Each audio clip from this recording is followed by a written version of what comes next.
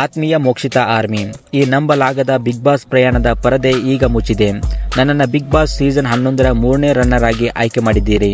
ನಾನು big boss ಟ್ರೋಫಿಯನ್ನ ಮನೆಗೆ ತೆಗೆದುಕೊಂಡು ಹೋಗುತ್ತಿಲ್ಲ, ಬದಲಿಗೆ ಹೆಚ್ಚು ಮೌಲ್ಯಯುತವಾದ ನಿಮ್ಮ ಪ್ರೀತಿಯನ್ನ ಗಳಿಸಿ ತೆಗೆದುಕೊಂಡು ಹೋಗುತ್ತಿದ್ದೇನೆ. ನಿಮ್ಮ ಅಂತ್ಯವಿಲ್ಲದ ಪ್ರೀತಿ ಹಾಗೂ ಜನಗಳ ಚಾಂಪಿಯನ್ ಎಂಬ ಕಿರೀಟ ಈಗ ನೀವು ನನಗೆ ಕೊಟ್ಟಿದ್ದೀರಿ. ಈ ಪ್ರಯಾಣದಲ್ಲಿ ನಾನು ಪ್ರತಿ ಕ್ಷಣದಲ್ಲಿ ಧೈರ್ಯ, ಪ್ರಾಮಾಣಿಕತೆ ಹಾಗೂ ಅನುಗ್ರಹವನ್ನು ತೋರಿದ್ದೇನೆ. ನನ್ನ ಶಕ್ತಿಯಿಂದ ಬಂದ ಸಮಸ್ಯೆಗಳನ್ನು ಎದುರಿಸಿದ್ದೇನೆ ಹಾಗೂ ನಿಜವಾದ ಸ್ಫೂರ್ತಿದಾಯಕವಾದ ಛಾಪನ್ನ ಬಿಗ್ ಬಾಸ್ ಮನೆಯಲ್ಲಿ ಮೂಡಿಸಿದ್ದೇನೆ. ಹಲವಾರು ಕನ್ನಡಿಗರ ಹೃದಯವನ್ನು ಗೆದ್ದಿದ್ದೇನೆ.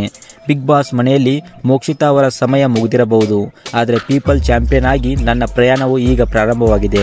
ಈ ಅದ್ಭುತ ಮೈಲಿಗಲ್ಲನ್ನು ಆಚರಿಸೋಣ ಮತ್ತು ರೋಮಾಂಚಕವಾದ ನನ್ನ ಭವಿಷ್ಯಕ್ಕೆ ನಾನು ಕಾಲಿಡುತ್ತಿದ್ದೇನೆ.